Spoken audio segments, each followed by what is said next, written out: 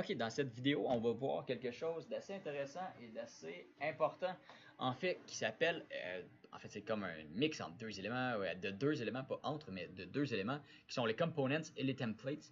Le principe, en fait, des components et des templates, c'est en fait, on peut diviser un site ou une application web, en fait, on peut la diviser toujours en certains composants qui reviennent assez régulièrement. Si on peut prendre l'exemple d'un site, d'un blog, on pourrait parler des composants qui pourraient être des articles sur un fil de blog.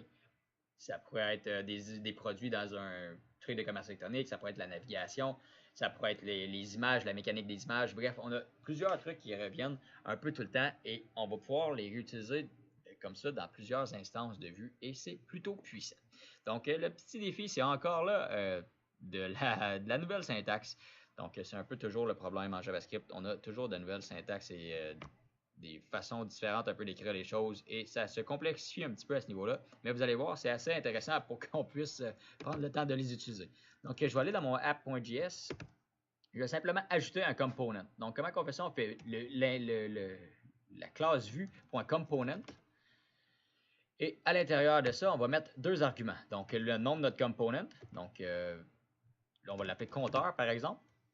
Et après ça, on va lui mettre une espèce de méthode de données qui va finalement nous permettre de mettre une méthode qui va nous retourner une variable count. Donc, allons-y comme ça. La première chose qu'on va mettre, c'est data. Mais les data, en ligne de compte, ça va être le résultat d'une fonction qu'on va aller chercher. Donc, on va faire function comme ça, une fonction anonyme, un peu comme on faisait dans jQuery. Et après ça, on va ajouter des parenthèses comme ça. Et on va simplement lui mettre un retour, donc return.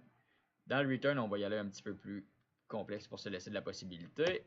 Et on va lui mettre count 2.0 parce qu'on va l'initialiser à 0. C'est tout ce qu'on a besoin de faire pour l'instant. Donc, les datas sont fermés. On peut appuyer, mettre une virgule entre les deux. Et là, on va ajouter en fait notre template. Donc, le template, c'est simplement un autre élément qu'on peut ajouter ici. Donc, template. Et qu'est-ce qui se trouve dans le template? Finalement, c'est du HTML. Donc, aussi anodin que ça puisse paraître, c'est du HTML qu'on va pouvoir réutiliser. Donc, on va se mettre, par exemple, un bouton,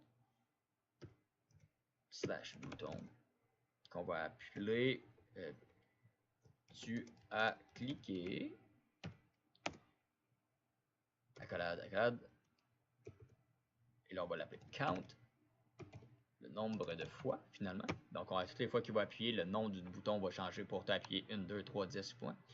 Donc, après ça, il faut lui mettre la directive v-on 2.click. Et après ça, qu'est-ce qu'on fait? On fait égal, double accolade. Et on va lui mettre le count++. Dans le fond, c'est simplement ce que notre méthode va faire quand on va cliquer dessus. On va laisser ça super simple. On a pu mettre une méthode à l'intérieur de ça aussi. Ça ne va pas être un problème. Donc, ça, on appuie là, ça va.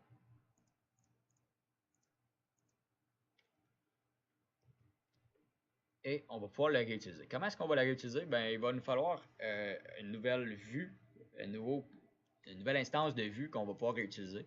Donc, dans notre projet HTML, j'ai quoi? J'ai app 1 ici. On va faire un peu ce qu'on a fait tout le temps. Donc, comment est-ce qu'on va faire ça? C'est simplement lui dire let app, par exemple, est égal à new vue. Le même principe que d'habitude. Parenthèse, accolade. Et après ça, on va faire EL.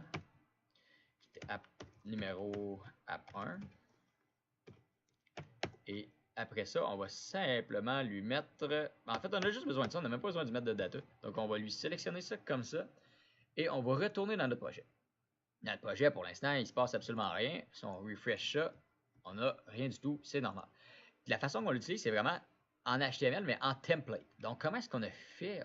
On va voir la petite magie qui s'est passée. On va simplement lui ajouter un component qui va s'appeler compteur. Comme ça. Et théoriquement, on devrait avoir un bouton qui va s'ajouter et qui va calculer. Tu vas cliquer, tac, tac, tac, tac, et la mécanique ne va pas se répéter. Donc, vous pouvez faire ça avec à peu près n'importe quel type de composant et ça va fonctionner sans problème. Il y a beaucoup de potentiel en fait qui va sortir de ça. Vous allez voir, c'est vraiment, vraiment, vraiment intéressant. Donc, c'était l'introduction de ça. On va revoir ça plus en profondeur un petit peu plus tard. Donc, à la prochaine vidéo.